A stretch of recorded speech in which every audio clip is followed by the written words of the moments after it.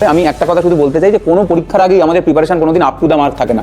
মানে এইখান থেকেই সমস্যা শুরু হয়। মানে আমাদের মনে হয় যে আমরা ফুল প্রিপারেশন নেব তারপরে পরীক্ষা দিতে যাব, কিন্তু এটা হয় না কখনো। তাই সামনে তোদের যে পরীক্ষা রয়েছে তার জন্য সবাইকে অনেক শুভেচ্ছা। প্রিপারেশন কোনোদিনই আপ টু দ্য মার্ক কখনোই থাকে না, কিন্তু আমাদেরকে একটা প্ল্যানিং করতে হয় যে কদিন সময় হাতে রয়েছে সেই কদিনে আমরা কিভাবে নিজেদেরকে বেস্ট তৈরি করে নিয়ে গিয়ে পরীক্ষাটা দেবো। হতে পারে আমাদের প্রিপারেশন কোনো পরীক্ষার আগেই ঠিক থাকে না। ইভেন এটাও হতে পারে যে পরীক্ষার দিন সকালবেলা কারুর জ্বর এসে যাবে, কারুর শরীর খারাপ হবে, কারুর মাথা ঘুরবে। Life is very unpredictable.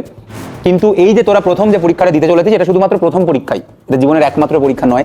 জীবনে আমার মনে হয় এই মাধ্যমিক, উচ্চ মাধ্যমিক, 10, 12, নিট, জেই বা আরও যা যা পরীক্ষা রয়েছে, জীবন কিন্তু তার থেকে অনেক বেশি কঠিন এবং চ্যালেঞ্জিং। তাই মাধ্যমিক, উচ্চ মাধ্যমিক, নিট, জেই এরকম পরীক্ষা জীবনে অনেক আসতে থাকবে। জীবনে কোনোদিনই এই সব পরীক্ষাকে খুব একটা স্ট্রেস দিবি না। তবে একটা অ্যাটিটিউড, এই যে আজকে তোরা পরীক্ষাটা দিতে এলি, জানি না তোরা কতটা সিরিয়াসলি পরীক্ষা দিলি বা কি দিলি না, কিন্তু এই একটা অ্যাটিটিউড সবসময় রাখবি যে প্রিপারেশন যাই থাকুক না কেন, পরীক্ষা আমাকে দিতে হবে। কারণ পরীক্ষা না দেওয়ার স্বভাবটা যারা একবার তৈরি করে সেই স্বভাব থেকে আর তাকে ফিরিয়ে আনা যায় না। কারণ জীবনে সে সব কিছুতেই পালাতে চায়।